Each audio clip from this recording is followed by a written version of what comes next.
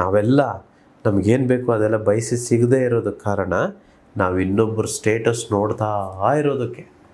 ಅವ್ರ ಸ್ಟೇಟಸ್ ನಮ್ಗೆ ಯಾಕೆ ಬೇಕು?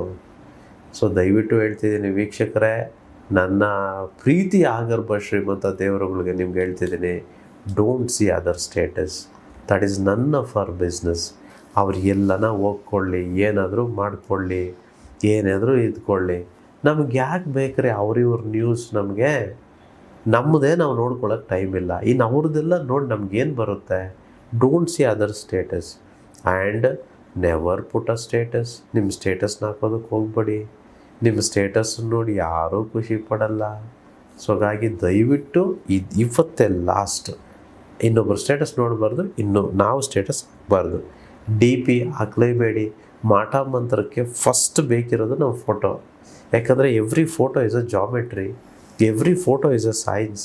ಅದರಲ್ಲಿ DNA ಇನ್ಫಾರ್ಮೇಷನ್ನು ಯಾವನು ಈ ವೈದ್ಯಕೀಯ ಶಕ್ತಿ ತಂತ್ರ ಮಾಂತ್ರಿಕ ಇದ್ದಾನೋ ಅವ್ನಿಗೆ ಫೋಟೋ ಕೊಟ್ಟರೆ ಸಾಕು, ಏನು ಬೇಕಾದ್ರೂ ಮಾಡ್ಬೋದು. ಇಷ್ಟು ಚೆನ್ನಾಗಿ ಕಾಣ್ತಿದ್ದಾರೆ ತಾನೇ ಮೇಡಮ್ಮು, ಅವ್ರನ್ನ ಬೇಕಾದರೆ ಮಲಗಿದ್ರೆ ಎದ್ದೇಳಬಾರ್ದಾಗಿ ಮಾಡ್ಬೋದು. ಲೆಫ್ಟ್ ಹ್ಯಾಂಡ್ ವರ್ಕ್ ಆಗಬಾರ್ದ, ರೈಟ್ ಹ್ಯಾಂಡ್ ವರ್ಕ್ ಆಗಬಾರ್ದ, ಇಲ್ಲ ಕಣ್ಣು ಹೊರಟೋಗ್ಬೇಕಾ, ಇಲ್ಲ ಏನಾದರೂ ಆಗ್ಬೋದು.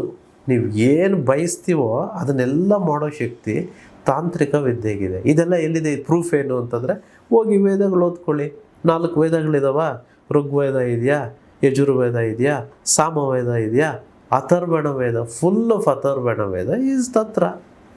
ನಾನು ಹೇಳ್ತಿರೋದಲ್ಲಪ್ಪ, ಅದು ತಂತ್ರವಿದ್ಯೆ ಅಷ್ಟೇ. ಇದನ್ನು ಯಾರೋ ಹೊರದೇಶದವರೆಲ್ಲ ಬಂದಾಗ ಅರ್ಥ ಮಾಡ್ಕೊಳಕ್ಕಾಗದೆ ಹೋದಾಗ ಎಲ್ಲ ಸುಟ್ಟಾಕ್ಬಿಡ್ತಾರೆ.